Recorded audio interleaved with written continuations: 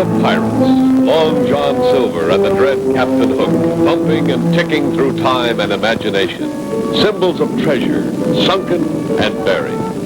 What child has not secretly thought he might be the one to finally uncover the lost riches? The young mind knows all things are possible, and the young heart quickens at the glint of an old can. The boy becomes a man, and the dream is put to sleep, to await the kiss of a younger generation. But there are some who can't relinquish the vision. The dream remains a stubborn reality in their minds. Such a man is Mel Fisher. In 1715, two imperial Spanish fleets rendezvoused in Havana and sailed up the Straits of Florida to be overtaken by a hurricane and pounded to pieces on this lonely beach.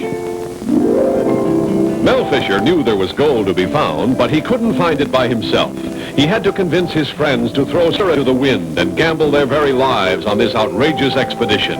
What manner of man would accept such high odds? A bridge builder, the granddaddy of the group, who has made his own way since age 8, a romanticist at heart. A railway engineer, 51, proud of being a self-taught, self-made man who expected everything to pay off. This venture should be no exception. A soldier of fortune, Navy, 1943. Graduate Stanford, 1951. Professional adventurer with little to show for it. An electronics genius, inventor of the magnetometer, a fantastic device that finds underwater wrecks. With this scholarly-looking man and his machine rests the ultimate hope of treasure salvers. A first-class diver, a Panamanian, a diplomat, a joke maker. But under that spreading grin lies a hard determination to make good, to make the bread. A redhead, Mel's wife, learned to dive at 16. At 23, she captured the world's underwater endurance record for women. Mel has never gone on an expedition without her. It is this ill-assorted group of everyday people, not Hollywood actors, who you will now see discover the treasure trove of the century.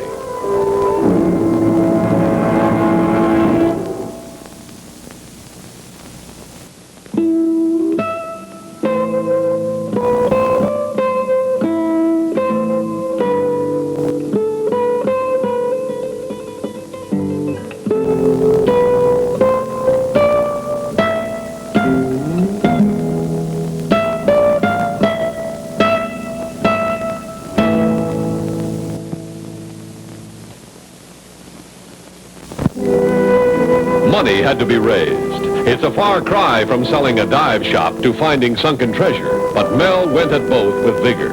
Papers had to be signed and nostalgia forgotten. This was no longer a flirtation with treasure hunting during vacation. This was the real thing.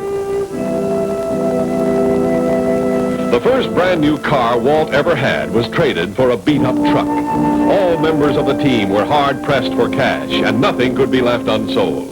The cost of moving from Los Angeles to Florida would not be cheap, not to mention living for a full year with no salary, plus the huge operating capital necessary for such a venture. After pooling $2,000 each for the expedition, each family was left with very little, except a series of burned bridges. The trip began with me, Rupert Gates. Mel and I met 10 years ago in his shop. Now here's Mo. Mo, that's me. Demosthenes Molinar. I fixed Mel's boat for him when he broke down in Panama 5 years ago. He put me to work for good. He even teach me how to dive. He even teach Dick William how to dive. And Dick from Texas. You can read people pretty well when you've been on your own since the age of 9 like I was. Mel says treasure's down there. Well, I'll go along with him, and Walt Holdsworth feels the same way. I was over 53 when Mel taught me to dive. We both knew I was over the hill, and I got a hunch he didn't think I'd make it, but here I am. I can take just about anything but feel cigar smoke. I don't care if he is a genius. Mel couldn't believe an electronics expert would develop a gadget like my magnetometer just to find rare seashells for his wife.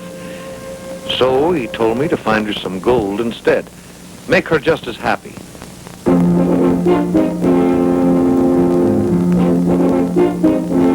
Like most 10 long drives, the initial excitement drained away in a few hours, leaving 6 cramped, anxious men and a lot of gas stops. And still more gas stops.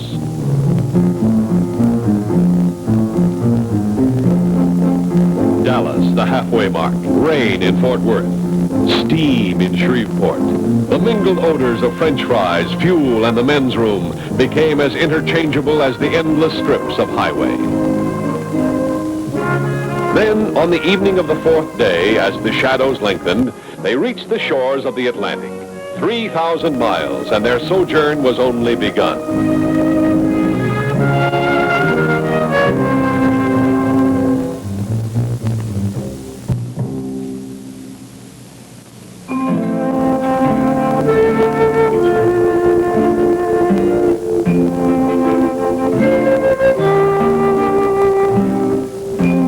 They gazed at the watery expanse that could make millionaires of them all. Fatigue was dissipated. Under that gentle, curling surf lay the wave of many futures. Taylor Creek on the Indian River, their starting point. The home of treasure hunters of the past, as well as pirates. An old legend and low rent. What better place for the treasure salvers to dock their workboat, the DG? We agreed I was second in command. My job was to run the boat. The trouble was, the boat wasn't running. I spent 20 years building bridges and storm drains in L.A. Building a boat in Florida wasn't much different. I waited 50 years for this adventure. I could wait a couple more weeks. The old compressor finally arrived from the dive shop and I fitted into the DG's hull. With the aid of those filters there, it would supply clean air for the scuba tanks. At that point, my magnetometer was just about the only thing on the boat that worked. I knew the mag could find the underwater wrecks, but the question was, would the DG ever make it to the wreck site? Things were still a mess when I arrived. As soon as I found somebody to take care of the kids, Mel promoted me to #1 truck driver and errand girl. Sometimes we worked half the night. I got so I was a darn good welder. We were all learning to do each other's jobs, and it was a real education. We were pretty anxious for that sub to leave the dock and take us on our treasure hunt. Nothing to do now but go to bed. But nobody slept. This crazy scheme that might come to nothing. And Mel Fisher, a chicken rancher's son from Indiana, was responsible. But nothing is guaranteed in life, and it was far too late for second thoughts.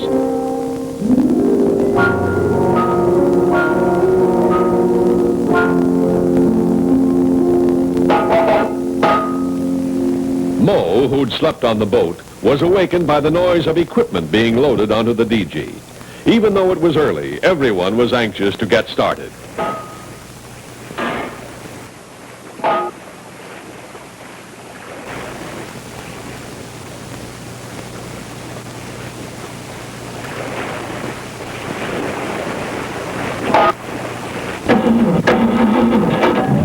J.P. Morgan once said, "A boat is just a hole in the water in which you tip money."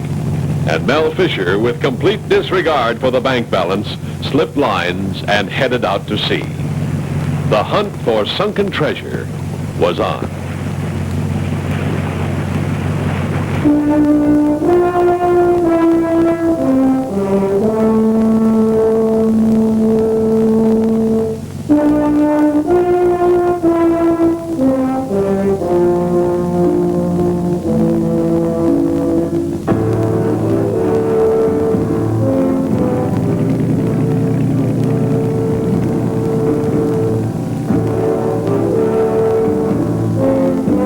Crossing the bar from inlet to ocean is rough, with waves often 6 feet high, but the DG plowed through intact.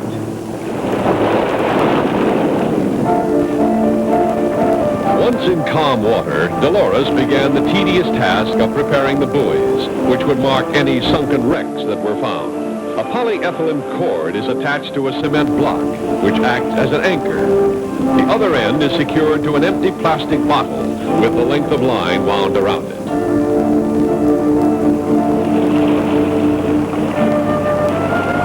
Using the fathometer or depth finder and a chart, the diving area is selected.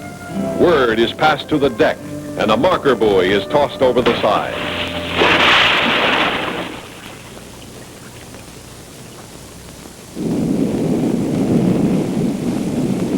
Hanging like a restless white whale scarred with rust, the DG lies at anchor. Diving begins in 30 feet of water, where it was claimed the galleons had sunk. Mel briefed the divers.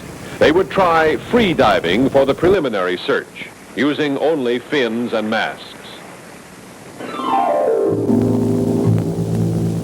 It was whither thou goest for Dolores, who was as much at home below the surface as in the nursery. She was the first to discover the anchor, an impressive find, over 200 years old, but not old enough to have belonged to a galleon. Mo became impatient and neglected to strap on his tank. Part of his job was to bodyguard underwater, but some bodies had left without him.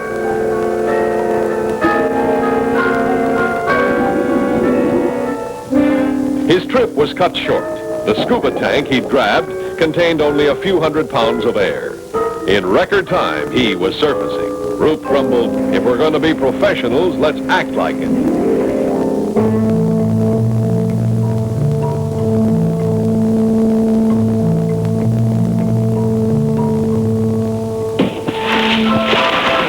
Now the serious search began. These scattered ballast stones, weighing from 1 to 50 pounds, were used for keel stability in the old galleons. They are the only remaining evidence of a wreck after 250 years of saltwater corrosion and many generations of hungry shipworms. A fortune can lie buried in the sandy depressions around these areas. Many large mounds of ballast are held together by coral that accumulated before the timbers of the hull rotted away.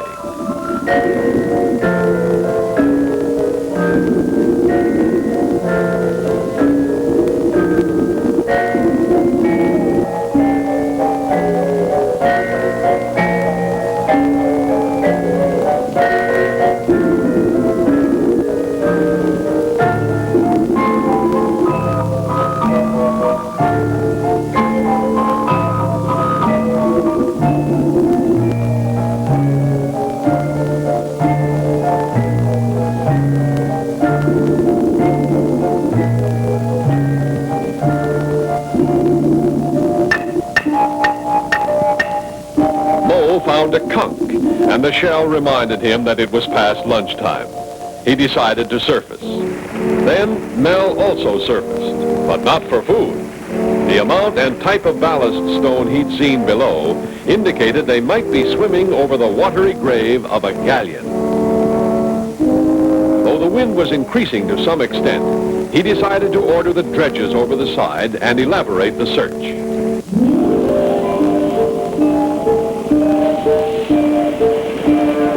These 20-foot suction dredges are powerful tools, capable of digging an 8x6 hole in 15 minutes.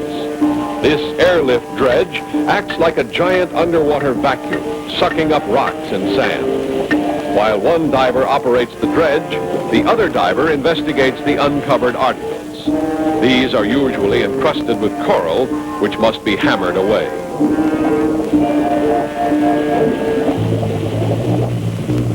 Fay Field noticed that the other dredge, which Mel was operating, seemed to be causing trouble.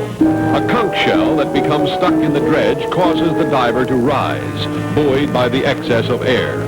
But Mel managed to shake it free and resume dredging the hole. Since these dredges can easily lift cannonballs or large rocks to the surface, the operating diver must be on a constant alert for falling objects.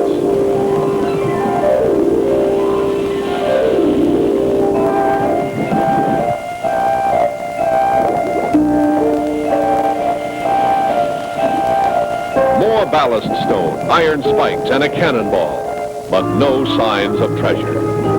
Assuming this was a galleon, it could have been coming from Spain, bearing perishable cargo, the only gold being in the pocket of the captain. A depressing thought. Air was running low, and one by one they decided to surface.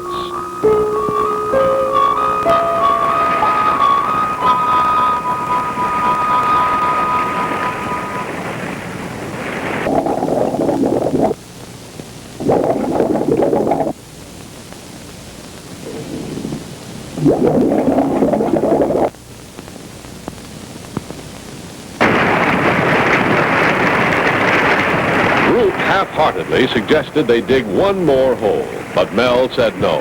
It was late and time to wrap up.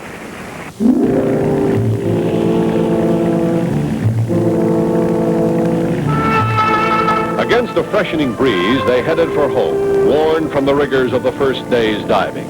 Equipment still had to be stowed, tanks refilled and put away. A cardinal rule on a boat is never sweep dirt into the bilge. But if there's no one around, why not?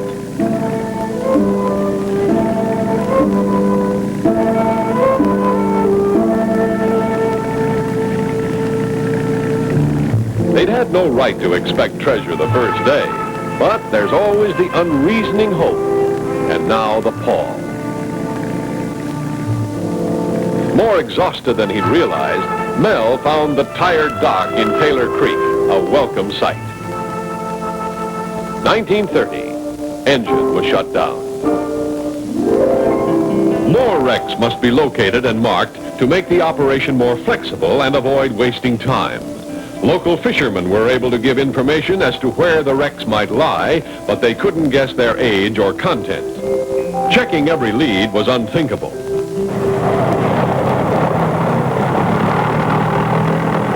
But Mel didn't think about the dwindling bank account. He simply rented a small airplane and proceeded to the task.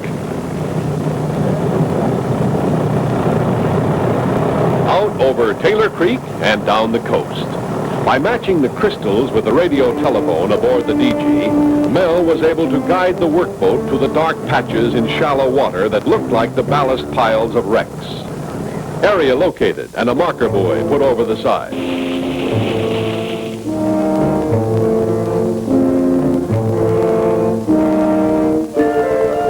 Fay Field would take over, checking out the marked areas with his magnetometer to see if they contained large amounts of metal. The equipment was set up in the reef comber. The search was begun by throwing the sensing head over the transom. Three things were necessary to recover the treasure of the century. The development of improved electronic devices to detect metal, special dredges and blowers to remove the sand covering the buried coins and artifacts, and Mel Fisher and his group's dogged insistence that the treasure was there. Up and down, back and forth, and during the long runs, Fay would mark down any anomalies.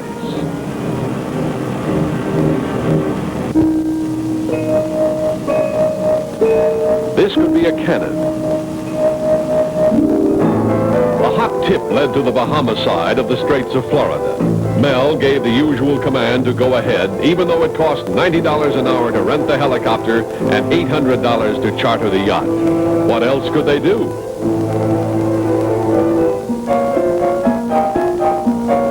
Fay, a much lighter magnetometer, and large amounts of gas were loaded aboard the tiny chopper.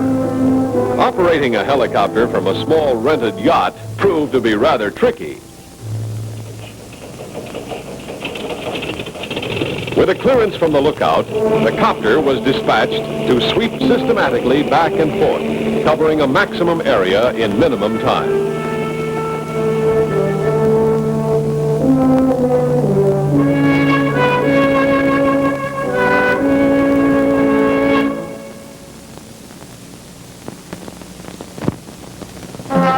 As usual, Fay was busy designing a new type detector.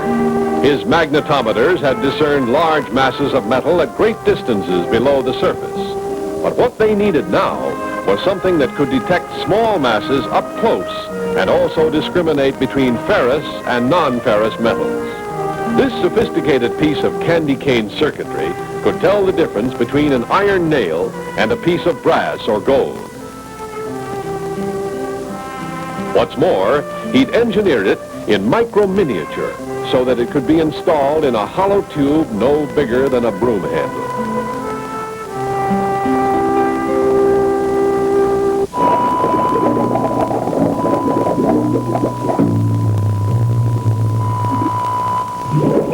A large signal is received. It is the non-ferrous signal. It works, and what's buried under there is no iron spike. It must be silver, gold, or bronze. By fanning, which is the most efficient method of moving sand, they found a huge piece of bronze protruding from the ocean floor. It appeared to be the cascabel of a cannon. Mel hardly dared hope. A bronze cannon seemed too rare a prize to find so readily. He fanned frantically, and finally the object began to take shape. A bell. The large, magnificent bronze bell from a galleon. As Mel struggled up with the prize, he was overwhelmed by an eerie sense of kinship with the man who must have changed watches by this bell over 2 centuries ago. Which watch had last sounded before the ship ground herself to death on the treacherous mandibles of the Florida Reef?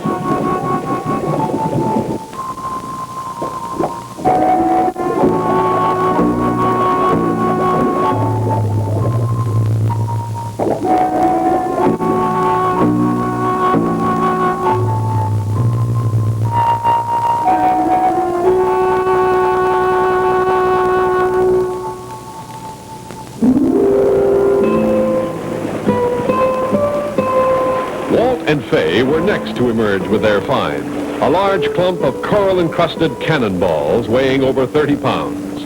Kind of a fun thing to use as a paperweight, but not worth much money. They hoisted it onto the deck for Mo to admire.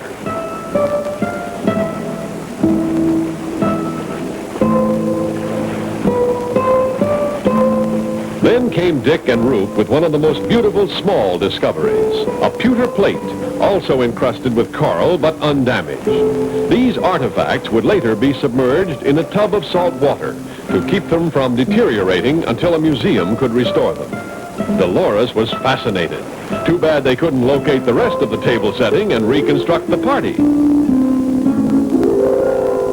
It seemed to be a day for artifacts. A giant ladle, the bell, coral-encrusted cannonballs,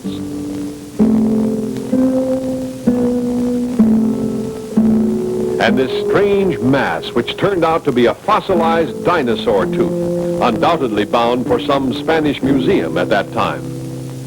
Though valuable in themselves, the artifact's chief value lay in the establishment of the wreck period. The cannonballs were heavily encrusted with coral, but one sharp hammer blow usually caused the crust to break away like chocolate around an Easter egg, revealing a cannonball in nearly the same condition as the day it sank. They seemed to be on the right track at last. Held up temporarily by poor diving conditions, Fay and Mel used the delay to work the bugs out of a new 24-inch blower dredge, which would utilize the power of the DG's propeller. They dubbed it the mailbox. It would direct the power of the propeller downward and blast away the sand, instead of sucking it away, as with a conventional airlift type of dredge. Now it was left in Dick's capable hands, where it soon materialized.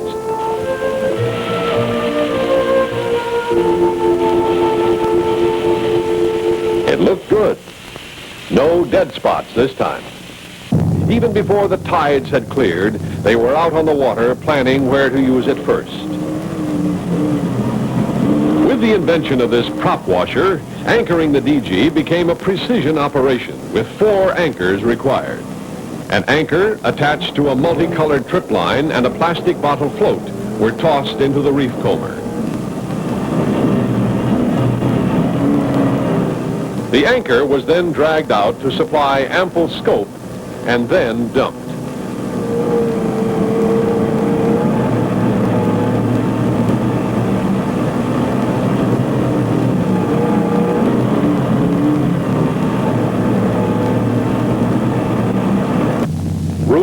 deftly manipulating throttle and rudder, maneuvered the DG over the exact area to be dredged.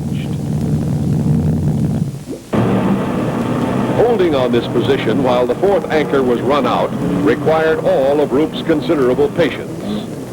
But it was done at last. The final adjustments were made by cinching in the anchor lines. Now the rudder had to be removed before the mailbox could be installed. To make this feasible, the DG's rudder had been mounted on a slide, which enabled the men to hoist it up in a hurry and stow it inboard.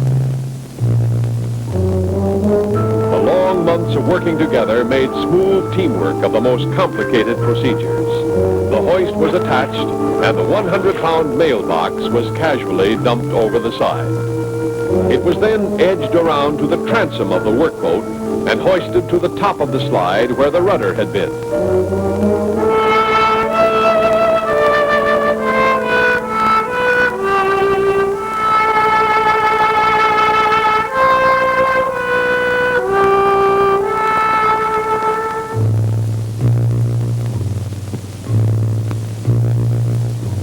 Having eased it to the bottom of the slide, they moved the A-frame forward, thereby cinching up the cable and locking the dredge into place. All that remained was to start the engine.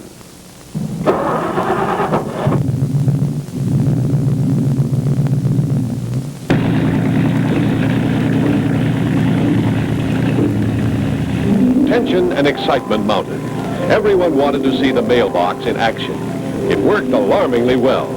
The sandy mushroom cloud blasted up from the ocean floor was a fantastic sight. The thing was digging twice as big a hole in half the time it took any ordinary dredge. It was a great invention, if you didn't mind being sandblasted around the edges. Due to the clear water driven down from the surface, the divers could see better in the center, but couldn't believe their eyes. With the casual suddenness of a released bottle cap, the first piece of 8 flipped into view, and another. The world was narrowed to the whooshing sound of the dredge and the feel of each rough silver cob.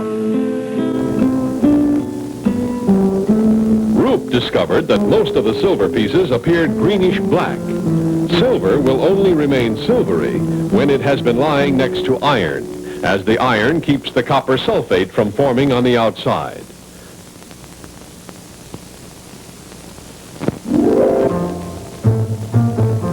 In a garage 3,000 miles away, a frustrating battle was being waged. Fay had returned to see his family in California, only to spend lonely hours struggling with a new, more sensitive magnetometer. There'd been nothing more found after those first few bits of silver. So it was back to the drawing board, and even more complicated solutions to the mysteries of the deep.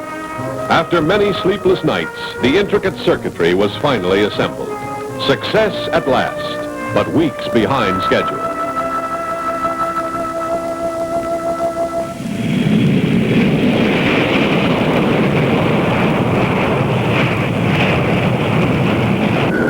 On arriving at Vero Beach, Fay found the DG was anchored on site. Therefore, the cheapest and quickest way to get the magnetometer to the workboat was for Fay to swim it out through the surf. Just outside the breakers was the reef comber waiting to pick him up. All members of the team were anxiously awaiting Fay's arrival on board.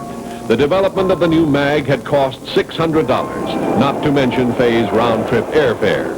And for the first time, Treasure Salver's bank balance sank to 3 figures. But they were not to see the instrument yet. As Fay came out, others went in. Walt was floating unconscious on the surface. His hookah rig had become caught in the prop, cutting off his air supply.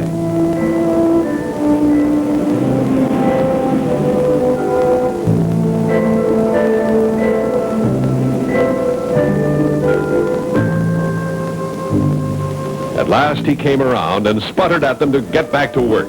Stopped standing around him as if he were dead.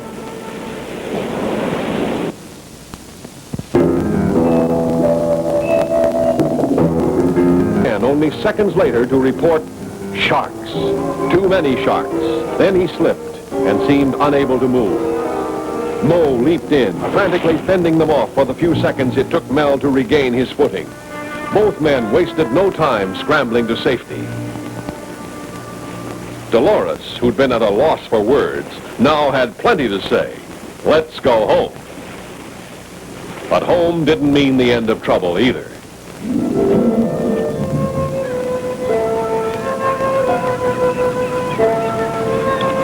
That evening, Rupe and Mel silently handed the tools down to Walter, keeping their grim thoughts to themselves. But Walter, with his wry, easygoing smile, told them what they didn't want to hear. Pull it out.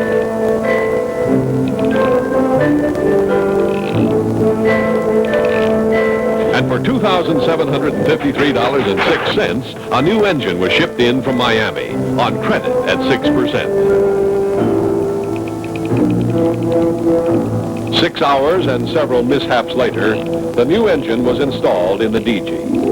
But even the best bargains lose their flavor in time. Over 300 days of the year they'd pledged had gone, and no gold in sight. For Mel, the belt tightening was starting to hit home. A $5 prescription for one of the kids on credit, and cigarettes purchased a pack at a time. But it never occurred to him to give up. Even Rupert Gates, ordinarily the most carefree and debonair of the team, was reduced to 50 cents worth of regular. And the philosophical endurance of a scornful teenage gas attendant. It was extremely hard for Dolores. Saying no to a 98-cent toy was heartbreaking, and still no treasure in sight. And always the nagging awareness that to the onlooking public, her husband's success in this venture would spell the difference between a visionary and a case of arrested adolescence.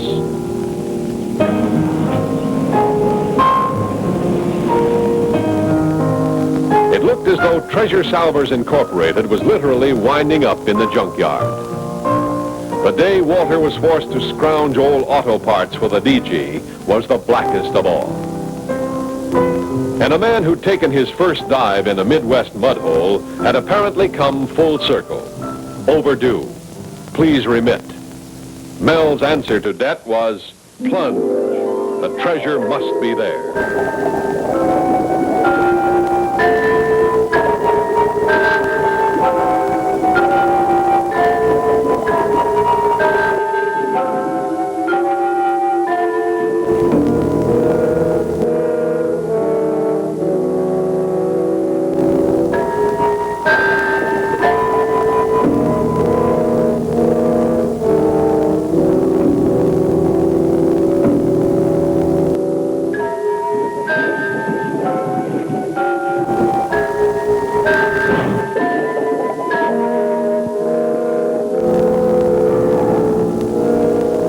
Surfaced before long, asking for a rope. Rupe had a line in his hand and tossed it down. Disappointment had become chronic, and Rupe wasn't about to succumb to false hopes. What had Mo found? A giant crab? But Mo, who usually overflowed with information, remained secretive, refusing to tell. They would see soon enough. And see they did, as Mel and Mo struggled out of the water with the huge silver disc. 58 pounds of coral-encrusted raw silver, later found to be the largest silver disc ever brought up, and worth over $5,000. Gleefully, Dolores dubbed it the Silver Pizza, an apt description for the magnificent hunk of metal.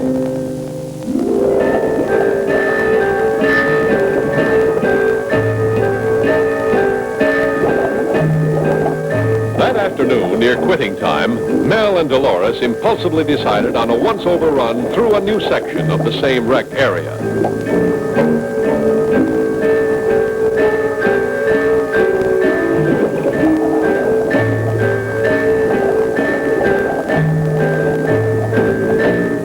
Suddenly, Mel thought he saw something and began to fan. Dolores joined in, but whatever it was had disappeared. Mel fanned frantically. It was too much to hope for. Then he picked it up, calmly glittering in the moated shadows. Gold, as bright as the day it left the mint. Clasping hands, they headed for the DG.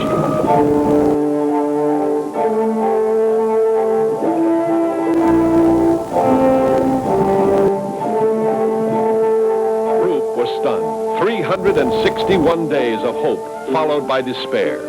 Now the gold. But how much? A fortune? Or a fluke with only a few scattered pieces? But no, soon the others were flopping onto the DG like fat rubber seals, weighted with gold, spilling gold out of their gloves and onto the deck, spreading gold over any available surface, to pour over it momentarily, then rush back to get more.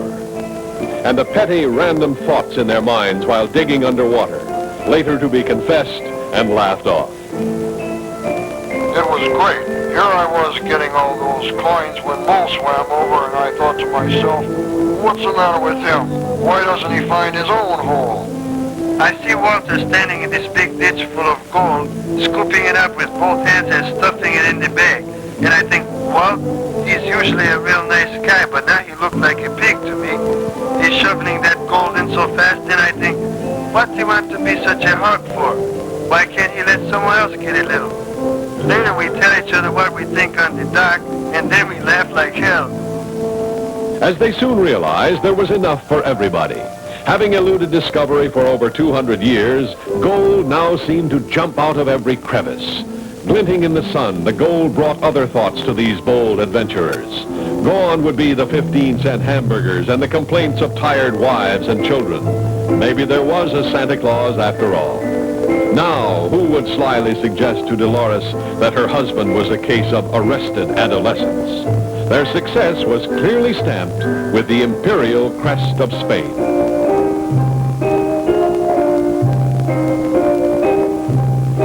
Gold doubloons, rough, crude, beautiful, in mint condition, carefully hidden beneath the waves for over 250 years.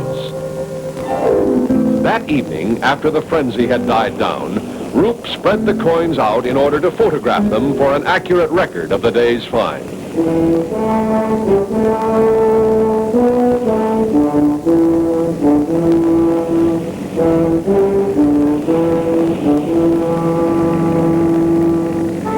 Mel found the first gold doubloon. Later, all divers found gold coins.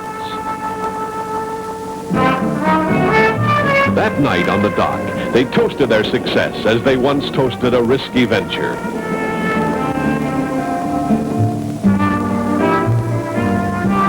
They all agreed the find must be kept secret, but word leaked out. First there was one, a solitary soul who found some washed-up treasure. The Industrial Revolution, 20th century.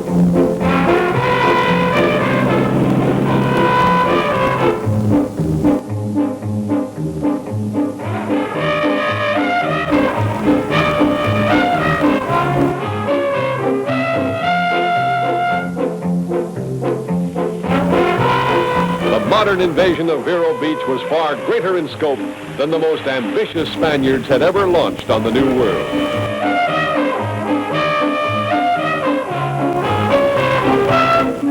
And the charlatans were not far behind. This is the place.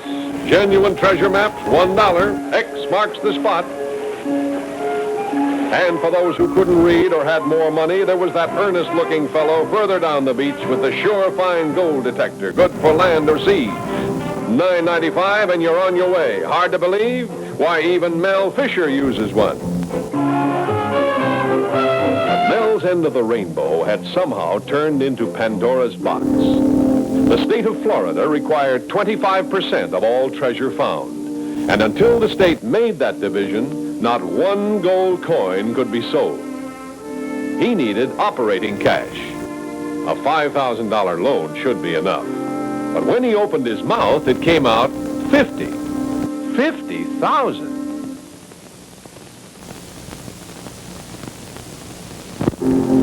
Mel Fisher held his breath longer than he ever had underwater. But to his astonishment, the president not only agreed to the loan, but added, "Let me know when you need more." Old bills settled, back rents paid, once again they headed out the inlet in search of more treasure. As fate would have it, the feast now became as great as the famine. There seemed to be no end. All things are relative. It was now considered a bad day if only 1 or 2 gold coins were brought up. 8 to 10 was about normal. But as Mel found out, this old wreck still had a few surprises up her ballast. Mel had always considered himself lucky. He was a 44-year-old man with a 10-year-old heart, always thinking that something wonderful might be around the next corner.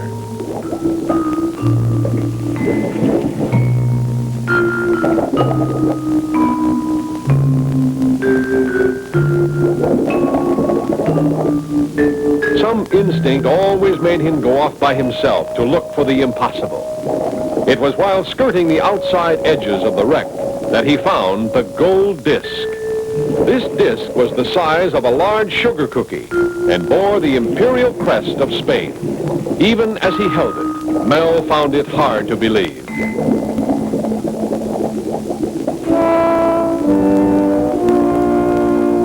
Gaining the surface, he discovered the visiting harbor patrol and at once displayed his incredible find. By now, the state of Florida and treasure salvers were old friends. But man cannot live by gold alone. Lobster was just as plentiful and provided quick, delicious hors d'oeuvres for divers anxious to return to the bottom.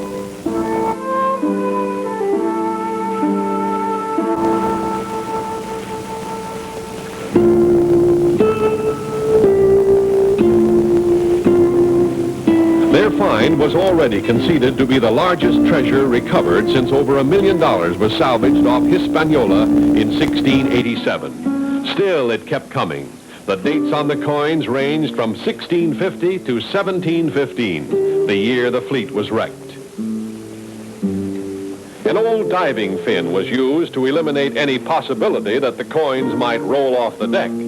Even so, Walter spent one whole afternoon searching for an 8 escudo piece he dropped while climbing up the diving ladder.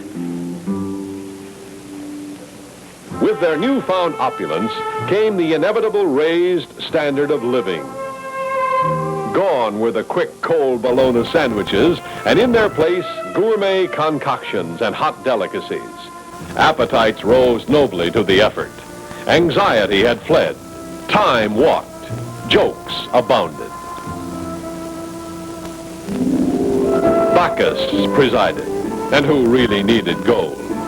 They did, Mel reminded, rousting them back to work. Full-time treasure hunters, remember?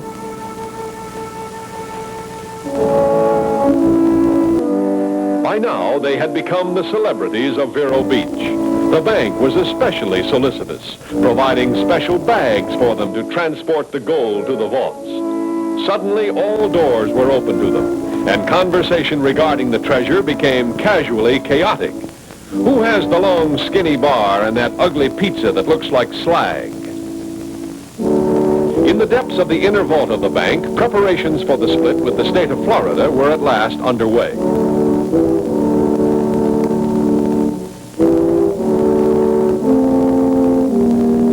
This large clump of encrusted pieces of 8 weighs 25 pounds and contains approximately 500 coins. Approximate value, $15,000. This silver disc weighs in at 26.5 pounds, worth approximately $6,000. This is a group of 15 wedges and cupcakes, total approximate value $7,500. This clump contains 1,900 coins, is worth $60,000. It is destined for a museum. And finally, this sloppy-looking pile of loose pieces of 8. What would you give? Then, deeper yet, reposing in a special safe as quiet and gloomy as the ocean bottom itself, the gold coins and the jewelry.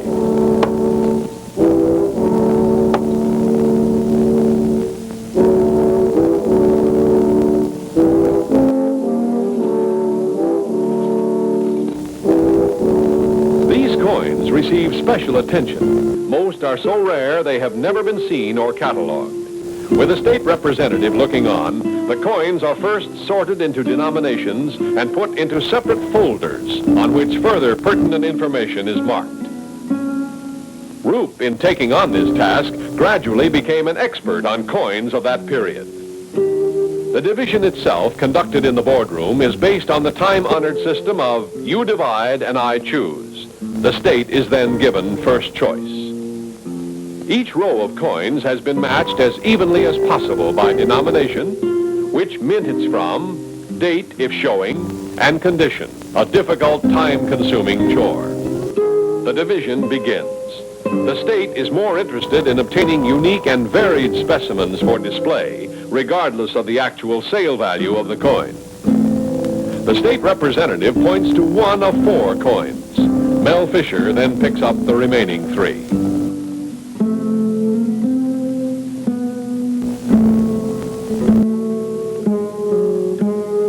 Division of the one-of-a-kind items, such as jewelry, gold discs, and silver wedges, are harder to equate. The value is astronomical.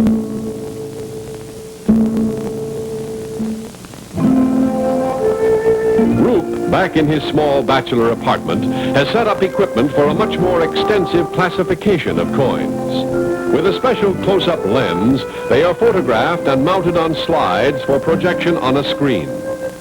8 escudo, minted in Mexico, 1714. Established value, $2,200. The coins are matched to reference photographs and catalog. Reference literature is sparse, but complete identification is mandatory due to the extreme value of the coins. The treasure after it's been salvaged, counted, and divided. Buyers and collectors must be contacted, such as this Orange Grove millionaire, Art Jones. Mr. Jones, in the course of a single afternoon, purchases $36,000 worth of gold while having lunch and cocktails with Mel at the Ocean Grill. No longer mere adventuring treasure seekers, Mel and his group are forced to become overnight salesmen and experts in fields they know little about. For this gold ingot alone, Mel asks $18,000 and gets it. And Mr. Jones is a man who knows what he wants. Both he and Mel Fisher are pleased with the transaction. It isn't every day you see a man write a $36,000 check. The deal is consummated, and they drink to each other, to the rest of Mel's team, and to the long-departed Spaniards who inadvertently began this chain of events.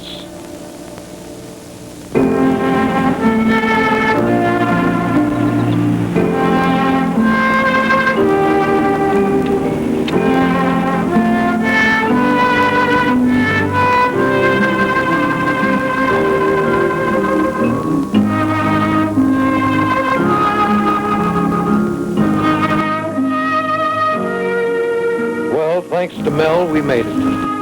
Sometimes it's hard to believe. You know, ironically, we haven't really changed our basic way of life much. Some of us are still living in trailers. These dirty old pieces of 8 are more or less a bonus from Mel. A personal memento of a crazy, successful venture that, well, it seems so easy now that it's all over. I guess because it wasn't impossible after all. Yeah, but that's not what we thought when we were hunting. I got so broke, my old lady almost threw me out. But now we're getting married, and Mel is going to be my best man. And what happens to the 7 people who risked everything and won? Their tenacious hold on a pipe dream has opened new frontiers in undersea archaeology and numismatics. In their determined march to different drums, they've pioneered modern salvage and diving equipment and become millionaires? No, not really. When the bills and the taxes are all paid, they've made little more than wages and the operating capital to hunt again. And hunt they must, for the chase is more fun than the kill. On some distant shore, at some distant time, someone will be hunting for treasure of one kind or another. Will it be you? Perhaps, if one advances